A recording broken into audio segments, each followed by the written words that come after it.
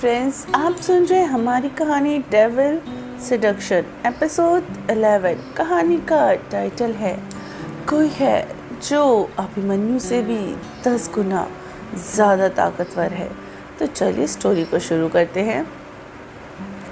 रेहान अपना काम करके वो भी अंदर चला गया। अंदर चाहत बेड पे बेहोश लेटी हुई थी।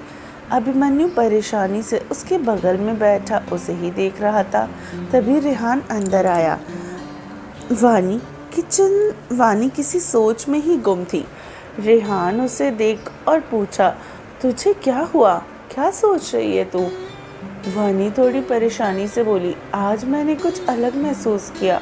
वानी की बात सुनकर अभिमन्यु जो चाहत की तरफ देख रहा था, उसने वानी की तरफ देखा। वानी उन दोनों को देखकर बोली, तुम दोनों को पता है, अगर कोई अपनी शक्ति का इस्तेमाल कर रहा हो मेरे आसपास तो मुझे पता चल जाता है, चाहे वो किसी तरह की भी शक्ति क्यों ना हो। और साथ ही साथ मैं ये भी जान सकती हूँ कि उनकी शक्तियाँ किस हद तक खतरनाक हैं और कितनी ज़्यादा। आज भी मैंने वही महसूस किया था, पर ये बहुत अलग था। मुझे लगा जैसे ये वो थोड़ी अटकती हुई बोल रही थी। रेहान उसे अटकते हुए बोलता देख बोला, साफ साफ बोल, क्या बोलना चाहती है? वानी ने अभिमन्यु की तरफ देखा। अभी जैसे तो मैं हर बार जो भी महसूस करूं वो सही होता है, पर ये कैसे सच हो सकता है? मुझे भी नहीं पता। अभिमन्यु, वानी क्या बोल रही हो, साफ साफ बोलो। वानी ने एक गहरी सांस ली और कहा, मुझे ये शक्तियाँ जानी पहचानी लगी। रेहान, तू किसकी बात कर रही है? वानी ने दोनों की तरफ देखा और कहा, ये शक्तियाँ वैसी ही शक्तियाँ थी जैसे अदिति आंटी की थी। इतना बोलकर वो चुप हो गई। रेहान थोड़ा चिल्ला कर बोला, वानी तू पागल हो गई है क्या बोल रही है, तुझे पता भी है? अभिमन्यु तो वानी की बातें सुनकर जैसे फ्रीज ही हो गया था। ये बात सच है कि उसे वानी पे भरोसा था, उसके पावर पे भी भरोसा था, पर जो बात वानी बोल रही थी वो चाहकर भी अभिमन्यु यकीन नहीं कर पा रहा था। वानी आगे बोलती है, हाँ ये सच है कि मैंने जो महसूस किया वो यही है, पर कुछ और भी किया। रेहान थोड़ा चिढ़कर, तू एक साथ बोले कि क्या लेगी? चल जल्दी बोल, ऐसे सस्पेंस क्यों क्रिएट कर रही है? वानी ने फिर कहना शुरू किया, हम सबको पता है। फिर अभिमन्यु की तरफ देख के, अभी के पास 2 तरह की शक्तियां हैं जो उसे बहुत ज़्यादा ताकतवर बनाती हैं, लेकिन अगर अभी के पास बस उसके पापा की शक्तियां होती तो अदिति आंटी के शक्तियों का सामना बिल्कुल नहीं कर पाता। लेकिन अभिमन्यु के पास भी बस इसलिए ये शक्तियां हैं क्योंकि अभिमन्यु उनका अंश है, पर देखा जाए तो उसके अंदर सच में अदिति आंटी वाली शक्तियां नहीं हैं, बस उनका अंश है। रेहान ने अवनी के कंधे पकड़ लिए और हिलाकर कहा, क्या शक्ति इसकी उसकी कर रही है? अलग बात क्यों, असल बात पे आना यार। रेहान ने अवनी के कंधे को कस के पकड़ के हिला दिया। अवनी भी खुद परेशान थी। जो उसने महसूस किया था वो आगे बोलती है, यार मुझे समझ नहीं आ रहा मैं कैसे बोलूँ। मुझे इतना पता है कि सारे लोगों में सबसे ज़्यादा पावर फ़िलहाल अभिमन्यु के पास ही है। रेहान, पर इसका क्या मतलब है? अवनी अभिमन्यु की तरफ देख के, मैंने जो अदिति आंटी की शक्तियाँ महसूस की उसके साथ साथ कुछ प्राकृतिक शक्तियाँ भी थीं, जिन शक्तियों के बारे में मैं बिल्कुल भी नहीं जानती और ना ही इसका थोड़ा अंश किसी और के पास महसूस किया। पर फिलहाल इस बात को लेकर मैं पूरी तरीके से श्योर हूँ, ये शक्तियाँ अभिमन्यु की शक्तियों से कई गुना ज़्यादा ताकतवर है और ये शक्ति हर कोई अपने पास नहीं रख सकता। उसके लिए खुद को भी बहुत ताकतवर होना पड़ेगा, वरना ये जानलेवा भी साबित हो सकती हैं। जब तक कोई अपनी शक्तियाँ में काबू नहीं पा लेता तब तक वो उसके लिए खतरा ही बनी रहेंगी। अवनी की बातें सुनकर दोनों ही हैरान हो गए। रेहान ने हैरानी से कहा, ये हो कौन सकता है? रेहान, कहीं ये वही तो नहीं जिसके बारे में अदिति आंटी पहले बोल रही थी? वानी, नहीं रेहान, वो तो इससे ज़्यादा पावरफुल है, और जब तक उसका वो रक्षक, वो इंसान नहीं मिल जाता, तब तक उसे पाना बहुत मुश्किल है। वैसे भी कोई उसे पा लेता है तो हमें पता चल जाता है, लेकिन वो शैतानिक शक्ति पूरी तरीके से जो मैंने महसूस की है, वो एक दैवीय शक्ति है। वो किसी भी प्रकार से कोई शैतानी शक्ति नहीं है। इसका मतलब कोई ऐसा जो अदिति आंटी से रिलेटेड हो। वो लोग आगे कुछ बातें करते कि तभी चाहत की थोड़ी आवाज़ आई। सबने उसकी तरफ देखा। अभिमन्यु झट से उसके पास चला गया। चाहत आहिस्ता से अपनी आंखें खोलती है। उसके सामने अभिमन्यु का परेशान सा चेहरा। वो उठने लगी। अभिमन्यु ने अच्छे से उसकी पीठ के पीछे पिलो लगा दिया, जिससे वो कंफर्टेबल हो गई। अच्छा, कोई ये मत सोचना कि इन लोगों ने डॉक्टर को क्यों नहीं बुलाया। भाई, अब ये बात इनके दिमाग में आनी भी तो चाहिए थी। इंसानों की तबीयत खराब हो गई है तो डॉक्टर को बुलाना है। अभिमन्यु ने चाहत से पूछा, तुम ठीक तो हो ना? चाहत ने अपना हाथ अपने सिर पे रख लिया और बोली, बस सिर में दर्द हो रहा है। फिर सबकी तरफ देखा। आप सब यहाँ क्या कर रहे हो? फिर उसने रूम में चारों तरफ देखा। उसने ये जगह नहीं देखी थी। उसने फिर पूछा, मुझे क्या हुआ है और ये मैं कहाँ हूँ? उसका सवाल सुनकर सब हैरानी से उसी की तरफ देख रहे थे। चाहत को कुछ भी नहीं पता था उसके साथ क्या हुआ था। वानी उसके साइड में बैठी बोली, तुम अभी के कैबिन के रूम में ही हो। उसके बाद सबने चाहत से थोड़ी थोड़ी बातें की। वानी और रेहान बाहर चले आए। फिलहाल अभी रूम में बस अभिमन्यु और चाहत ही थे। चाहत अभिमन्यु की तरफ देख रही थी। अभिमन्यु ने उसकी आंखों में देखा।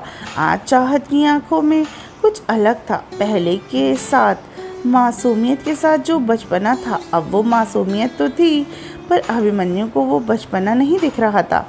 देखते ही देखते पता नहीं चाहत के मन में क्या आया।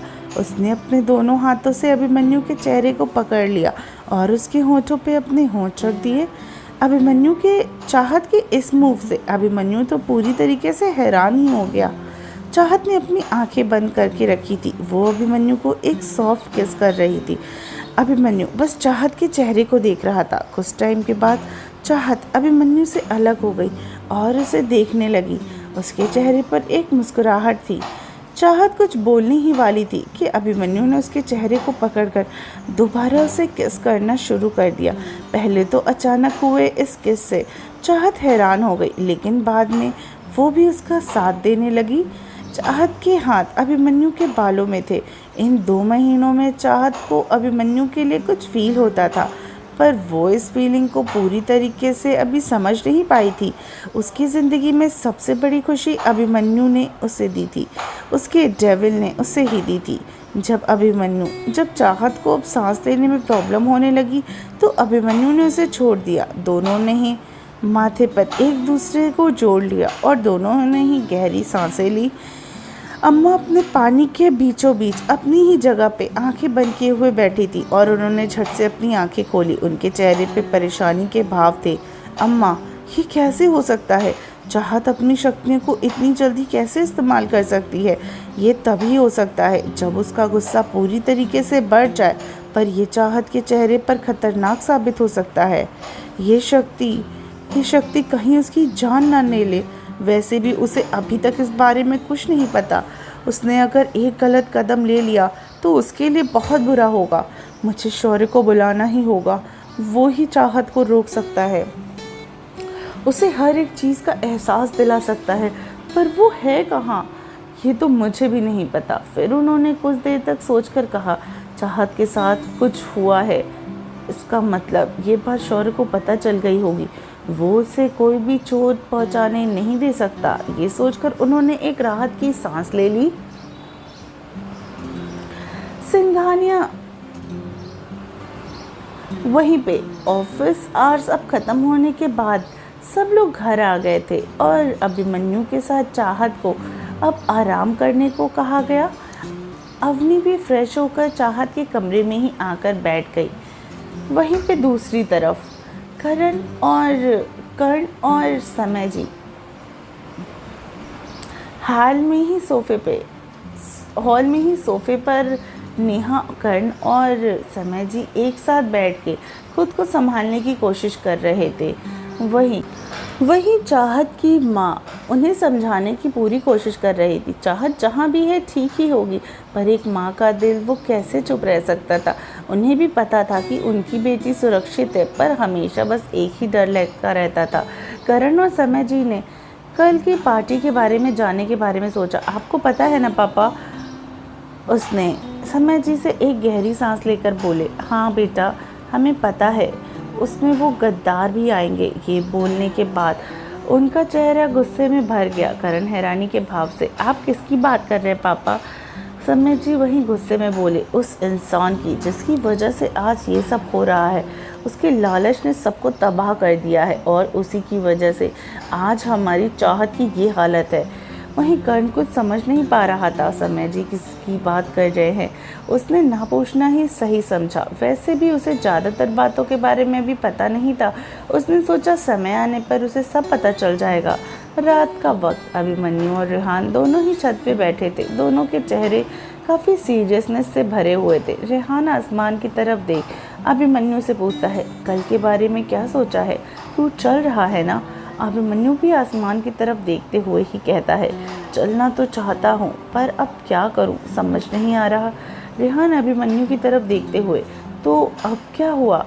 तू आज के दिन के लिए पूरी तरीके से तैयार था और शायद कल हमारी योजना भी और हमारी खोज भी पूरी हो जाए। इतने सालों से तू उस इंसान को ढूंढ रहा है और अब तुझे क्या हो गया अभिमन्यु? तूने सुनी ना वानी की बात? अगर मैं बाबा और छोटी खरगोश को यहाँ छोड़कर चला गया तो उनके लिए कौन रहेगा? चल माना बाबा कैसे भी खुद को बचा लेंगे, पर ऐसे में सबको बाबा के बारे में भी तो पता चल जाएगा ना। मुझे समझ नहीं आ रहा मैं क्या करूँ।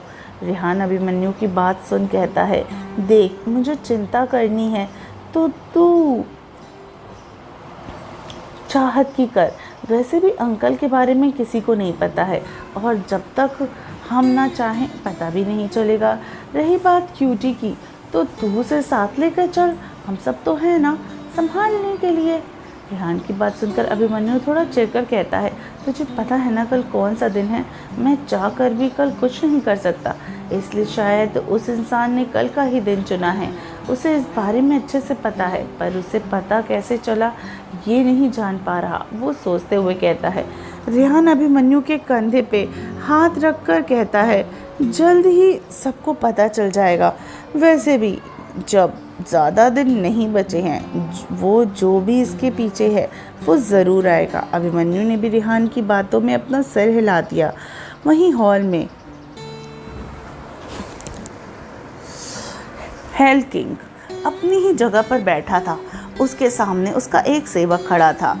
इस बार में हमें नाकामयाबी ही हासिल हुई है। ये सुनकर हेल किंग गुस्से में उस शैतान यानी डेविल की सारी शक्तियों को छीनकर उसे मार देता है।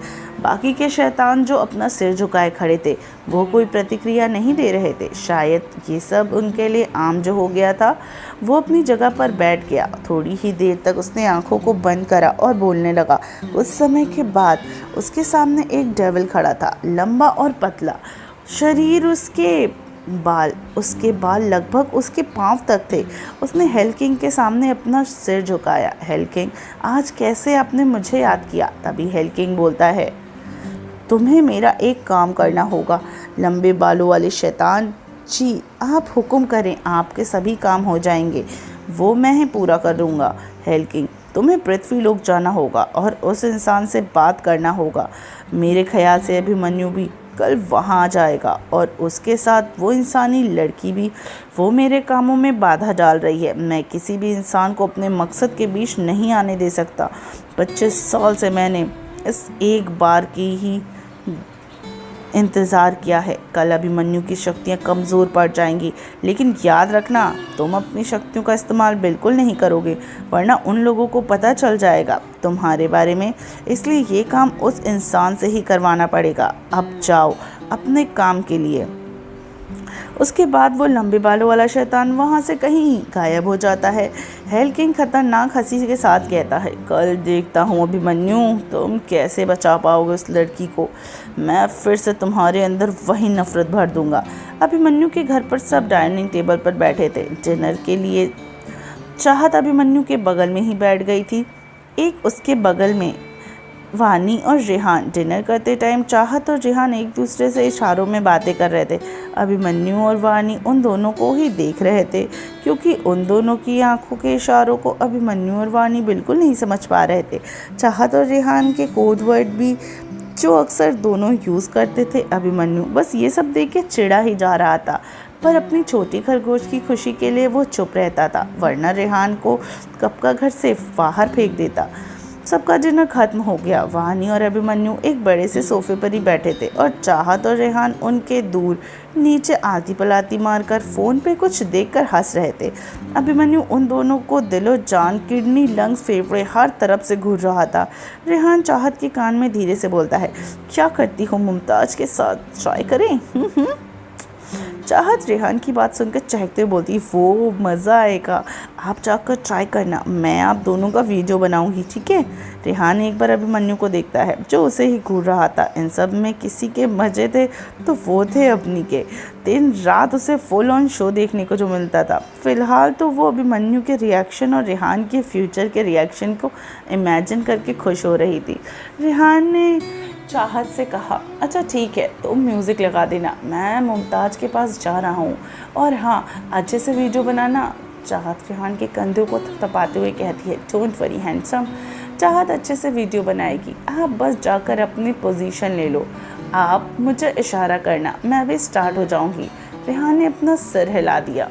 वानी उन दोनों को देखकर समझ गई, आज ये दोनों फिर कोई नौटंकी करने वाले हैं। उसने खुद से कहा, यार ये दोनों भी अजीब हैं, जब भी इनको कुछ करना होता है मुझे बता देते, मैं मस्त पॉपकॉर्न लेके रेडी रहती, लेकिन नहीं, कब इन दोनों को ये नशा चढ़ता है ये यही दोनों जाने। छोड़ो, क्या जाता है, इंटरेस्टिंग तो है ही है, चलो देखने को मिलेगा ही। ये बोलकर वो आलती पलाती मार के बैठ जाती है और अभिमन्यु रेहान को घूर रहा था जो उसके पास आ रहा था। रेहान चलकर अभिमन्यु के पास खड़ा हो गया। दोनों ही एक दूसरे की आंखों में देख रहे थे। अभिमन्यु को ऐसा घूरता देख रेहान को लगा कि वो अपना प्लान चेंज कर दे, वरना फ्री में ही अभिमन्यु के हाथ से उसकी बलि चढ़ जाएगी।